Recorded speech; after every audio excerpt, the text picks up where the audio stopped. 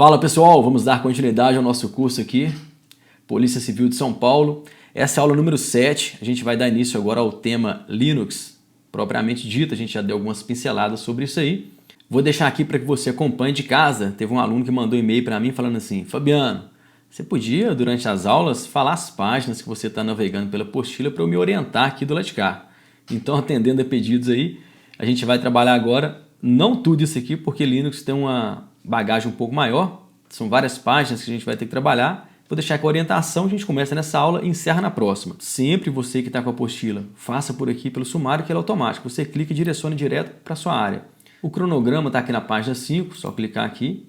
A gente já viu então sistemas operacionais, trabalhamos a parte geral dos sistemas, trabalhamos muito sobre o Windows, agora vamos entrar com Linux. Recapitulando, já trabalhamos o computador de forma geral, separamos hardware, software. Agora a gente está aqui na parte de software, software básico, utilitário a gente já viu o que é, e aplicativo a gente vai trabalhar nas próximas aulas, que são os suítes de escritório, principalmente o Word, Excel e LibreOffice Calc, o Writer. Aqui no básico a gente está em sistema operacional, trabalhamos o Windows, vamos trabalhar com Linux. Vamos lá, vou expandir nosso mapa mental.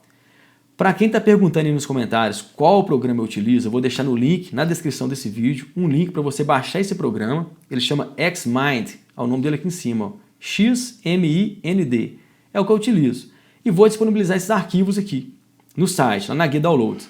Aí se vocês, só que esse arquivo, para você utilizar dessa forma, manuseando, alterando, você vai precisar de instalar o programa.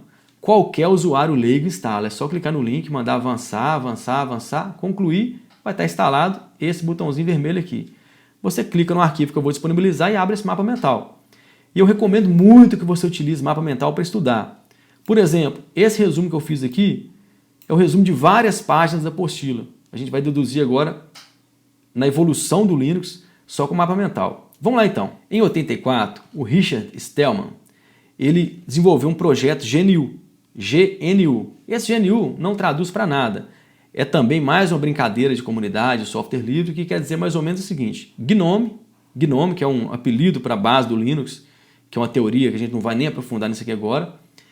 O GNOME não é Unix. O que é Unix? É a plataforma que deu origem ao Linux. Então, traduzindo aqui para o inglês, GNOME is not Unix. Então, assim, uma tradução só para questões históricas. Mas com isso, o que você entende? Já foi cobrado em prova. O Linux é derivado de quê? De uma outra plataforma mais antiga, não posso chamar de plataforma, mas um código-fonte disponível para sistemas operacionais, que se chamava, ou se chama Unix, ou Unix. Está aqui, ó. Esse nome aqui, ó. Unix. Então, o Linux é baseado em Unix. O Richard, ele pegou essa licença, ele criou essa licença, desenvolveu uma licença, já que tinha o copyright, que todos os direitos reservados, ele criou uma licença chamada GPL, essa sim traduz General Public License, licença pública geral, é a licença. Se perguntar qual licença que rege o Linux, tem que marcar essa, GPL, licença pública geral. E outra coisa que deságua em prova, quando é cobrado software livre, são as liberdades. Quero já agradecer aqui a contribuição de um aluno que deixou uma dica aí, para variar, esqueci o nome do aluno, me perdoe, mas ele falou assim: pessoal, tá no comentário de uns vídeos para trás aí, as liberdades é só você lembrar da palavra MEDU, com U, M-E-D-U, são as iniciais, ó, M-E-D-U, aqui não está na ordem porque eu gosto de explicar a ordem que a coisa acontece, mas para mnemônico, é um mnemônico válido, é o MEDU, então é para você ter medo do Linux? Muito pelo contrário, a gente vai esmiuçar aqui para você não ter medo nenhum, mas o medo vai te ajudar a lembrar das liberdades. E a história que eu vou te contar também. Bom, as liberdades é o seguinte: você pode utilizar para qualquer forma, estudar, modificar e distribuir. Essas duas liberdades aqui, ó, tem um segredo que as provas sempre cobram. Você tem que ter acesso ao código-fonte. Como você estuda uma plataforma que o código-fonte não está liberado? Não tem como. Então, a liberdade de estudar e de modificar, ela depende do acesso ao código-fonte. E a de distribuir. Vou dar um exemplo de órgão público. O que ele faz? Ele pega uma distribuição do Linux, um CD, uma ISO, baixa uma plataforma lá, como se fosse o Ubuntu, por exemplo. Uma plataforma como se fosse, pelo que a gente já conhece, o Windows. Imagina que, vamos criar uma questão que a gente conhece mais. pega o Windows e trabalha esse Windows e cria uma plataforma voltada para o seu órgão. Só que com o Windows não tem como fazer, que ele é fechado. Então ele pega uma distribuição do Linux, leva para o seu laboratório de informática, para os seus técnicos, analistas de sistemas, programadores. Eles vão trabalhar isso aqui, vão adequar para a situação dos órgãos públicos. Aqui em Minas é muito comum. Em São Paulo parece que também uma aluna deixou no comentário que em São Paulo a maioria das delegacias de polícia civil utiliza Linux. Então deve ser por isso que a banca pediu, o órgão pediu para colocar, não definir um sistema operacional para a gente estudar tudo. Então o que ele faz? Ele vai utilizar para o fim próprio, que é para o órgão público, vai deixar que o pessoal do seu sistema interno estude, entre no código-fonte, modifique e distribua em todo o estado para todas as delegacias. É basicamente isso aqui. Então, resumindo, ele pega um Ubuntu e pode instalar para todo mundo utilizar na delegacia. Ah, mas eu quero melhorar esse Ubuntu, quero colocar uma cara da Polícia Civil nele.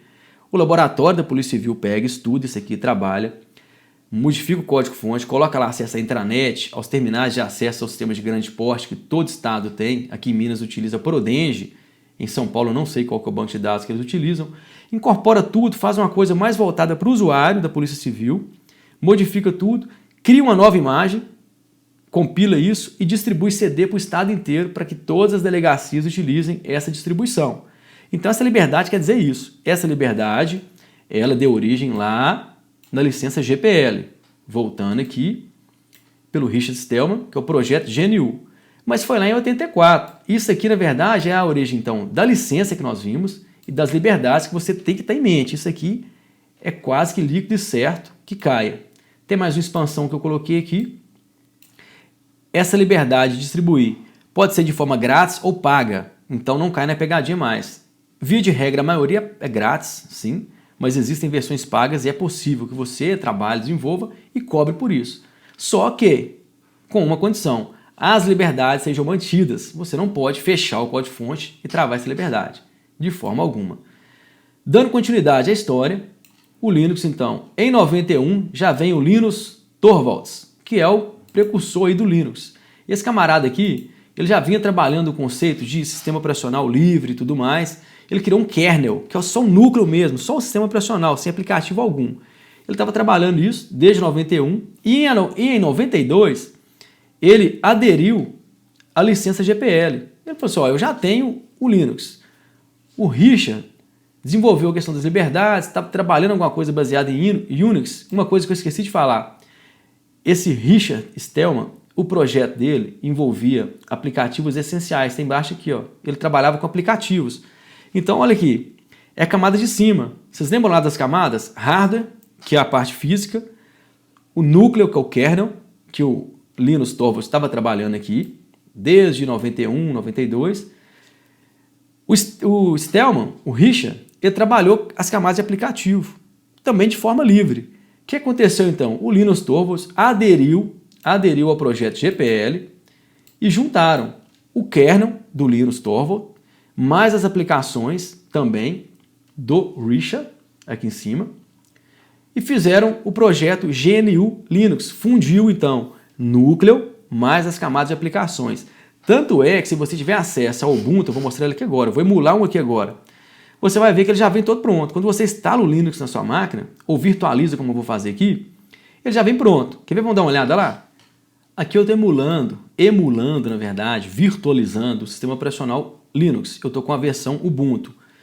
Não está traduzido, pode olhar que está tudo em inglês aqui, porque eu só instalei, na verdade, de forma virtual, em cima do Windows 10, para a gente testar e ver o que é. Isso aqui é uma interface, então, do Windows, ou do Linux, desculpa. Está aqui, ó. Embaixo também está o PDF lá atrás, o Windows 10 instalado. O que possibilita isso? Isso é questão de prova também. Anota. Eu estou utilizando um programa que se chama Hyper-V, ou Hyper-V, que é um emulador nativo do Windows 10. Esse Hyper-V que eu estou utilizando está aqui, ó. Ele é como se fosse a VMware ou VirtualBox, mais conhecidas, são máquinas virtuais.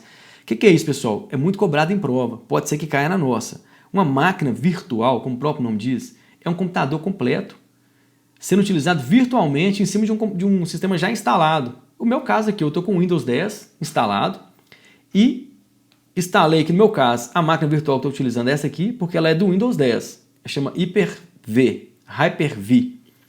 né, utilizando o termo aqui. Ela é nativa do Windows 10. Observação, o Hyper-V é integrado ao Windows como um recurso opcional. Não há download do Hyper-V ou componente instalável. O que quer dizer isso? Ele já vem nativo. Eu tenho que entrar nos programas e recursos e habilitar esse recurso. Se eu quiser virtualizar uma máquina aqui. Isso que eu fiz, virtualizei, peguei uma imagem do Ubuntu. O que é uma imagem? Um sistema operacional pronto do Ubuntu e instalei por cima aqui. E esse Hyper-V ele substitui o Windows Virtual PC, que era das versões anteriores. Agora ficou mais fácil trabalhar, já está incorporado aqui, a gente instala de forma bem simples. Um usuário comum, seguindo o passo a passo da própria Microsoft, consegue virtualizar uma máquina. Então, esse pause que eu dei aqui, você anota. O que eu aprendi nesse intervalo de slides? Eu aprendi que o Windows 10 tem um sistema novo que chama Hyper-V, esse Hyper-V aí, ele é um virtualizador de sistemas, ou seja, eu posso rodar vários sistemas operacionais, inclusive Linux, dentro do Windows 10. Antigamente, como que ele se chamava? Se chamava Virtual PC. Quais são os softwares que são similares a ele? Os principais mais conhecidos no mundo inteiro. VMware, que é Virtual Machine, né? Esse VM é de virtualização de máquina virtual. Olha aqui, Virtual Machine, Ware, ou VirtualBox, ou seja, uma caixa virtual, você vai virtualizar. Muito interessante esse conceito, muito cobrado em prova. Para a gente se situar, pessoal, a instalação foi feita de forma normal. Eu dei até umas prints na tela quando eu estava instalando o Ubuntu, a versão 12.4 LTS, já deve estar na versão 18, se eu não me engano, mas é a ISO que eu tinha já no meu computador, para efeitos didáticos não tem problema nenhum. Mas se você for utilizar o Linux, baixa a versão mais atual. Instalei normal, mandou reiniciar o sistema, aí é interessante, reinicia o sistema e tal, mas meu sistema está ligado. Ele está reiniciando o Linux que eu acabei de instalar, então você instala pelo virtual, ele reinicia, pronto, a instalação, olha aqui, coisa interessante. Lembra que na última aula a gente passou lá requisitos mínimos e que para Linux não deve cobrar? Porque cada um tem seus requisitos. Aqui no Ubuntu, essa versão que eu estou utilizando, ela pergunta aqui, olha, tem pelo menos 4,4 GB de espaço disponível em disco? Ou seja, para o Ubuntu é 4,4, tem alguns que cobram 7, outros falam que é 10, então não preocupa com essa questão de configurações básicas para Linux, que é difícil uma prova cobrar isso. Agora de Windows você tem que voltar na aula anterior lá e memorizar aquilo. O que eu vou aproveitar para a prova disso aqui? Toda essa história que eu contei, tudo isso que eu falei até agora, eu peguei fragmentos de provas anteriores, baseado no conhecimento que a gente tem, e tentando focar para você aquilo que as bancas cobram. A gente viu um pouquinho sobre evolução, a gente viu o estudo lá no mapa mental. Agora a gente vai falar sobre principais diretórios, resumindo aqui o que você precisa saber para essa prova sobre Linux. Tudo isso aqui está na página 63 até 78. Eu não vou ter condições de ler tudo, eu vou explicando aqui. Cabe a você voltar lá e fazer sua revisão, se é que você quer fechar essa prova. Tem gente falando em tirar metade aí, porque menos da metade é eliminado de cara, tem que acertar metade. Mas não contentem com a metade. O nosso foco aqui é gabaritar, é fechar tudo. Então eu vou dividir a responsabilidade com vocês. Revisem, utilizem o sistema operacional, testem. Não precisa virtualizar seu Linux, não precisa chegar tanto, mas com a teoria você já chega lá. Eu deixei esse slide disponível aqui na guia do site. Vou mostrar lá daqui a pouco como que a gente acessa. Esse slide é o seguinte, é só você clicar aqui, ó. Tá vendo que tem um link já? Quem baixou o slide, clica na playlist do TJ-SP 2018. Ah, mas o que tem que ver TJ com Polícia Civil? O edital, pessoal, é da mesma banca, do mesmo ano, e tem coisas lá que são idênticas. Eu não vou regravar aquilo que eu gravei há 1 mês, 2 meses atrás, coisa que está exatamente igual. Então eu separei aqui, essas aulas você pode estudar. Então se você acha que a gente está atrasado aqui, agora quem vai ficar agarrado é você. Assistam as aulas, baixa o slide e vá na playlist. Só clicar aqui já vai direcionar para a playlist. Vamos ver aqui, ó. Clicou aqui, já vai abrir direto lá. É essa playlist aqui, ó, TJSP, gravei esses dias. Quais aulas você vai poder estudar para adiantar agora ao seu lado? Você vai estudar as aulas 2 a 6, que é o Word 2016. Aí eu vou complementar com o LibreOffice aqui, uma aula apenas, porque lá está muito completo. Tem 5 aulas sobre o Word 2016 lá. Então eu vou gravar mais uma sobre LibreOffice, o Writer, para você entender as diferenças e como que utiliza a plataforma, porque a maioria das questões vão sair daqui. Então você já tem 5 aulas para assistir, e aulas grandes, de meia hora por aí, ou mais. Aulas 11 e 12 do Excel 2016, só 2. E para quem quiser ir um pouco além, a aula 17 dessa playlist, ela é a correção da prova do TJSP 2018. São 14 questões de informática que foram cobradas esses dias pela VUNESP.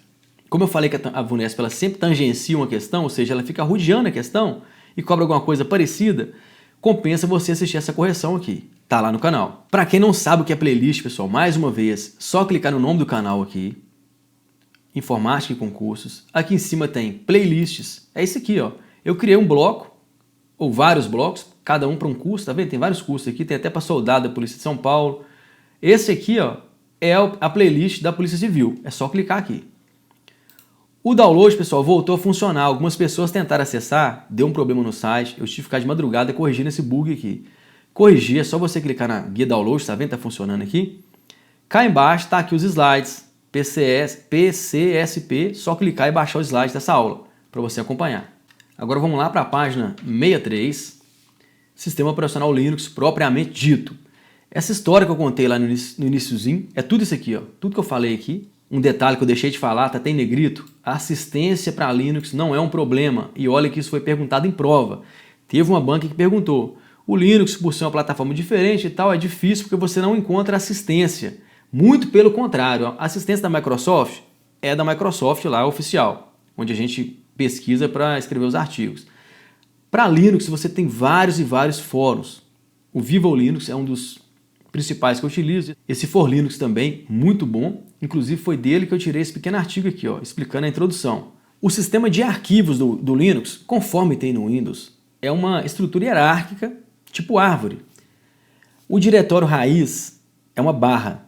Olha aqui, essa barrinha. A principal diferença entre o Windows e Linux em relação a isso aqui é que o diretório raiz do Windows é uma letra, ele atribui uma letra, geralmente C, barra. No Linux é só a barra. Essa barra tá tudo ali dentro, é o diretório raiz dele. Essa barra tá aqui, ó, o diretório raiz, e essas pastas, elas estão aqui, ó. Eu vou mostrar no Linux o que são essas pastas. Sistema de arquivos são essas pastas aqui, ó. Bin, boot, cd-rom, dev, tá vendo vários nomes aqui? Essas pastas é toda a estrutura do Linux. As bancas cobram pesado a definição de cada pasta dessa. Para isso, eu criei essa definição aqui bem enxuta, bem com português bem voltado para a prova, com a tradução. Por exemplo, pasta proc.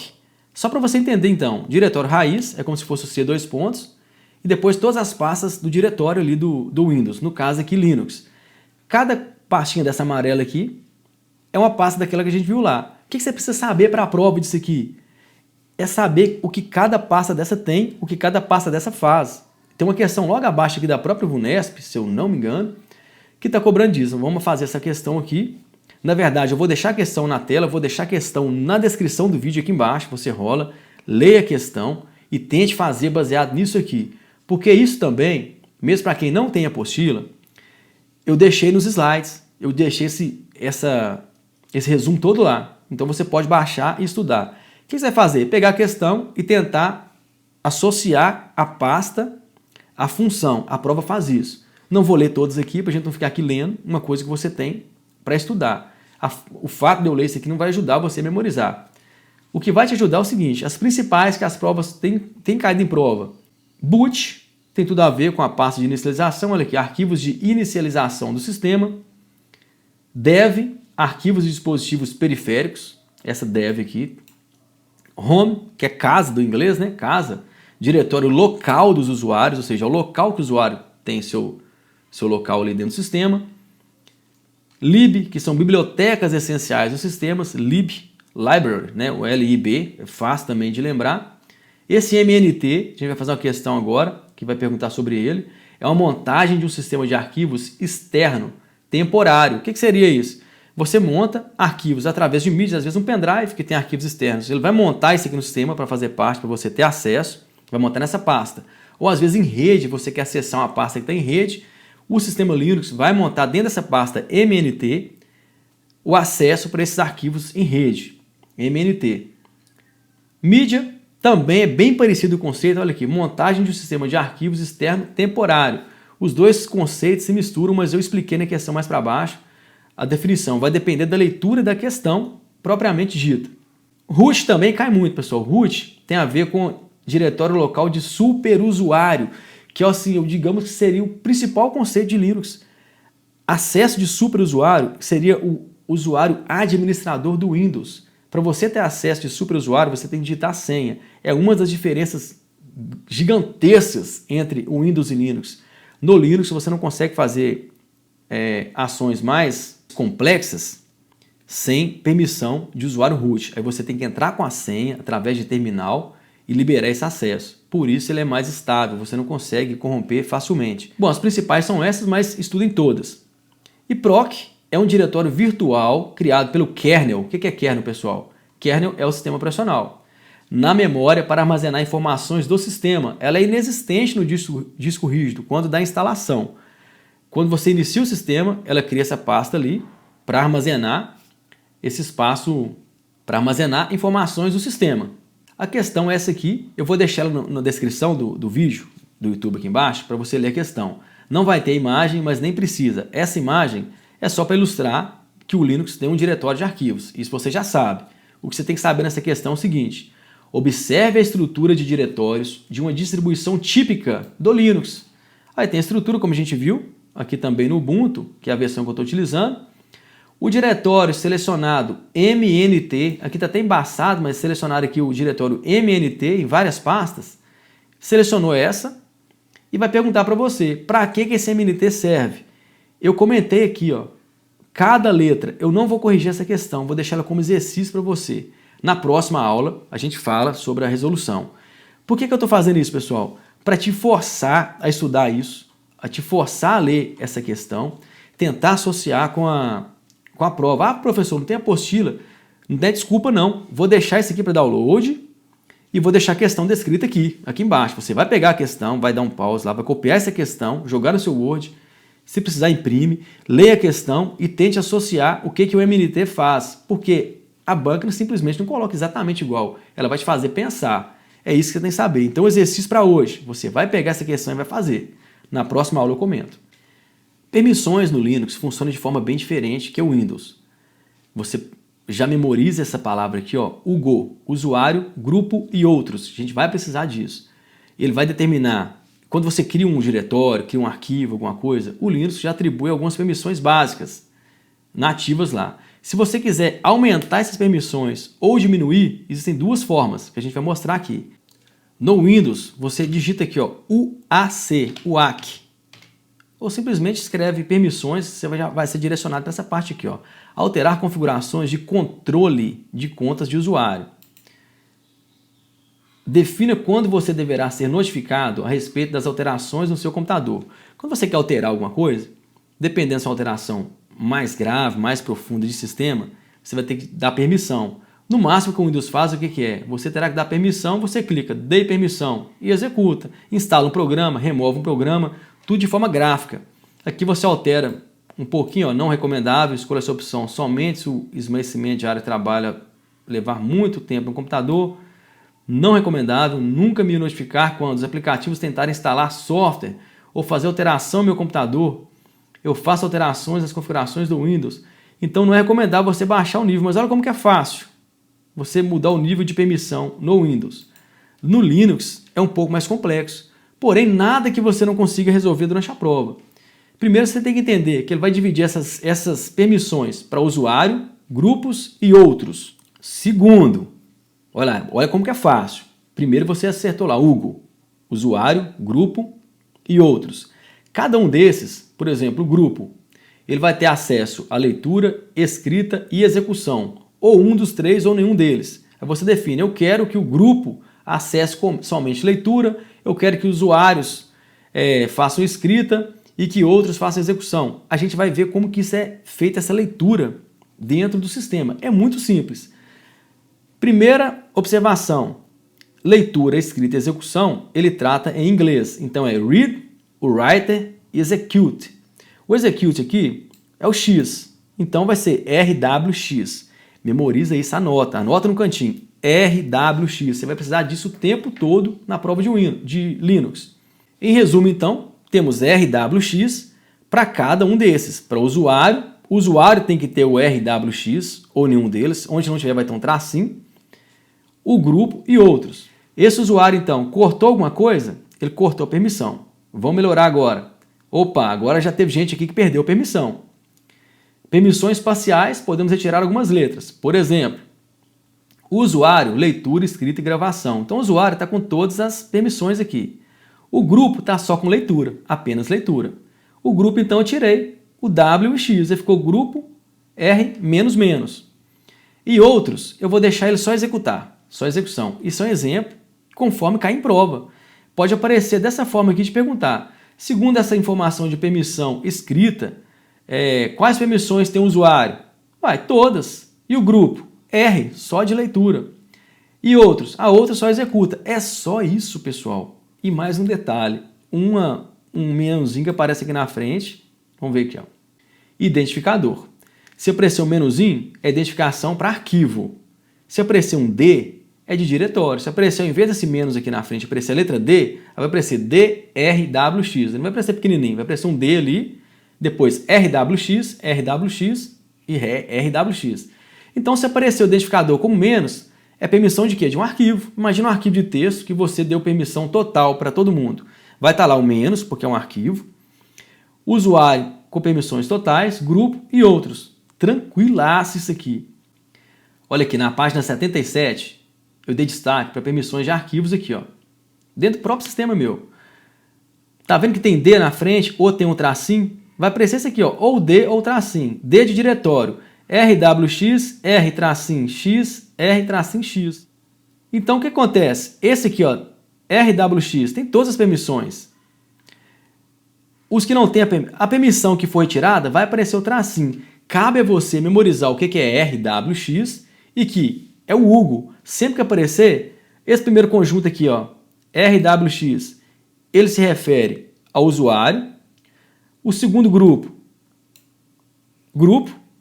O terceiro, outros. Hugo, usuário, grupo e outros.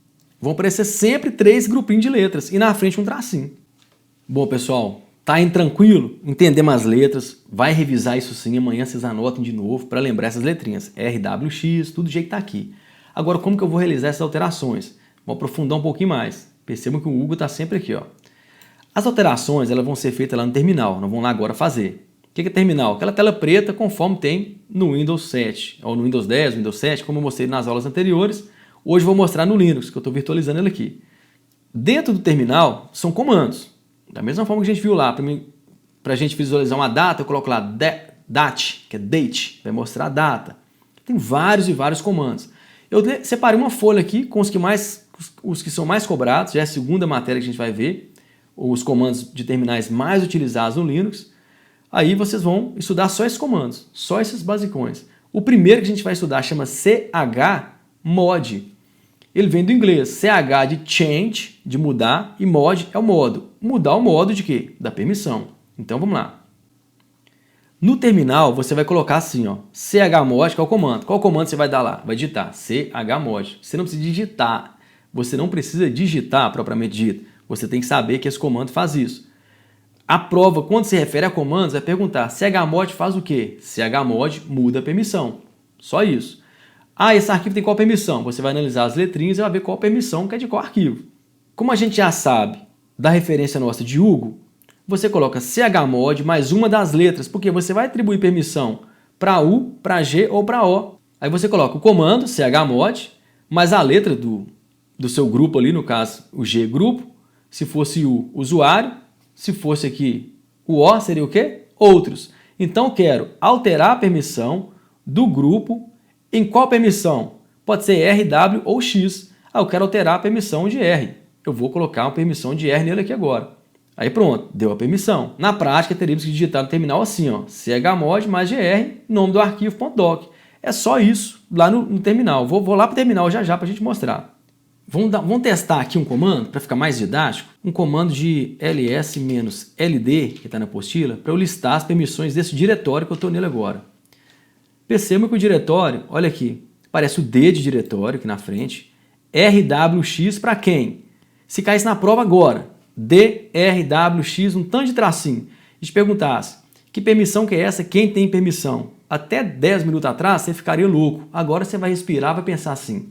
Letra D é um diretório, RWX são as letras de permissões, e eu sei que o meu bizu é o Hugo, usuário, grupo e outros. Então, o usuário tem permissão de RWX, leitura, escrita e execução. Agora, os demais, pode olhar que vão ter 6 aqui, ó. 1, 2, 3, 4, 5, 6. Por quê? Os dois grupos de RWX para frente não tem permissão nenhuma. Gente, é só isso. O problema é que você vê isso aqui e ninguém nunca te explicou de forma assim mais prática, você perde uma questão besta por conta disso aqui. Vamos fazer uma questão agora para a gente finalizar? Cobrando isso aqui, tem certeza que você vai acertar. Olha aqui essa questão. Escrivão da Polícia Civil da Bahia. Você que vai fazer prova de escrivão aí. E papiloscopista, qualquer uma dessas 6 áreas. Só não vai cobrar isso aqui para delegado, porque delegado não vai cobrar o Windows. Vai cobrar só o Windows, né? Imagina você fazendo uma prova dessa sem teoria. Vamos lá. Uma das grandes diferenças entre os sistemas operacionais Windows e Linux é a forma como são definidas as permissões de arquivos e pastas. Por exemplo, no Linux, caso o proprietário do arquivo meu_arquivo.txt, aqui é só o nome do arquivo e a extensão, queira tornar esse arquivo editável apenas por ele deve-se configurar a permissão para... Ele é quem? Aí você tem que lembrar a primeira coisa. Permissão. Usuário, grupo e outros. Hugo. Então é a primeira permissão. É o U. É o quê? É um arquivo. Segunda coisa. Vai ser o inicinho, vai começar com tracinho ou com D. D de diretório, tracinho de arquivo. Aí você vem aqui na questão e dá uma olhada. A única que começa com tracinho é a letra A. Você já acerta a questão por aqui. Com a simples teoria do D e do tracinho, você já mataria a questão. Mas vamos aprofundar mais. Vamos analisar que você esqueceu disso aqui ou que, enfim, você precisa analisar mais coisas. Ele quer permissão para quem? O proprietário, ou seja, o usuário. Não é nem o Hugo, não o usuário, grupo e outros. É ele, a primeira. Então, ele quer permissão editável. É ler. RWX significa o quê? Leitura, escrita e execução. Se ele quer editar, ele vai ter aqui, ó, leitura, escrita. Muito simples, olha aqui. Leitura e escrita, não precisa nem de execução. Ele vai só ler e escrever. Ele quer que ele seja editável, ele quer editar, ele quer escrever no arquivo. A outra não precisa, pode ter um tracinho aqui. E os outros tracinhos, está emendando tudo porque ele cortou as demais. Imagina lá aquelas três grupos de palavras, RWX, RWX, RWX. Aí ele colocou RWX e um tracinho para isolar todas as demais, porque ele está isolando aqui, ó, a questão, o proprietário do meu arquivo queira tornar esse arquivo editável apenas por ele. Ele é o proprietário, ele é o usuário. Então ele isolou 3 palavrinhas só. Costuma vir na prova completa, igual está no terminal aqui, ó. Vamos lá, dá um ls menos ld. Tá vendo aqui, ó? Completão, D de diretório, RWX, o resto tudo sem o tracinho. Costuma vir de jeito completo ou costuma vir daquela forma. Vamos dar um outro comando aqui, ó, ls menos la. Agora, ele abriu aqui tudo, ó, documento, imagem, local, permissão para uma série de coisas. Olha aqui como que aparece. Onde é D? Diretório. D, diretório. Apareceu o tracinho? É o arquivo. RW menos, R menos, menos, R menos, tá vendo? Isso aqui tudo é permissão. Agora você tem condições de ler um código desse e falar de cara se é um arquivo ou se é um diretório, se é o grupo usuário ou outros tem permissão e qual permissão ele tem. Basicamente com aquele esquema lá em cima que a gente fez. Pessoal, revisem isso, que é só isso aqui. Uma questão a mais que pode fazer diferença, que são essas questões difíceis, em tese, difíceis para os meros mortais que não estudaram a teoria, que vai te jogar para dentro da vaga, porque a maioria estuda o basicão. Você que está estudando para mais esse detalhe, que vai tirar uma questão a mais. Isso amadurece muito também seu conhecimento na informática. Dica importante, se você utiliza o Windows, o LibreOffice é multiplataforma e tem a versão para o Windows. Faça a instalação na sua máquina e pratique. Isso vai melhorar a sua experiência de navegação pelo software. O que eu estou dizendo aqui? Geralmente, a maioria aqui, acredito que 99% usa o Windows. Nós vamos estudar nas próximas aulas LibreOffice, que é uma plataforma. Vamos voltar aqui no Linux. Vamos voltar aqui. Esse aqui, ó, LibreOffice Writer e LibreOffice Calc, que é o aplicativo de escritório nativo do Linux, que criou lá no início da história. Ele foi criado para quê? O Richard criou isso aqui. Ele não criou talvez planilha eletrônica, ele criou aplicativo de escritório e tal. E o Linus Torvalds criou o kernel, o sistema operacional, juntou tudo e criou uma distribuição. Quando você instala o Linux, tudo isso já vem pronto. Não tem que instalar como no Word, como no Windows, um pacote Microsoft Office e colocar o serial e ativar. Isso vem tudo pronto. No Linux vem tudo pronto. Esse aqui só vai estar estranho porque eu não traduzi. Ele está com o idioma em inglês. Eu vou fazer uma soma aqui, por exemplo. Vai ter que ser em inglês, ó. Sum. Aí vou aplicar as duas células aqui. Ele vai somar para mim, ó. 10 mais 20, 30. Porém, a função aqui está SUM, porque está em inglês. Sum. Na versão que a gente vai trabalhar, é a versão em português. Você pode baixar esse LibreOffice para o Windows. Resumindo a história, ele vem nativo aqui no Linux, já vem instalado por padrão, todos os aplicativos de escritório, mas você pode utilizar esse LibreOffice, tanto o Writer, Calc, quanto o Impress, que é o compatível com o PowerPoint, você pode instalar na sua máquina com o Windows, seja o Windows 7, 8, 8.1, 10. Para isso, basta que você digite no Google LibreOffice, vai cair direto na página da LibreOffice, você instala e já vai vir em português. Tranquilo? Para você acompanhar as próximas aulas. E não se esqueça agora de baixar lá o slide para você pegar o link da playlist e fazer todas aquelas aulas de pacote de escritório para adiantar seu lado aí. Beleza? Te espero então na próxima videoaula. Um forte abraço e até lá!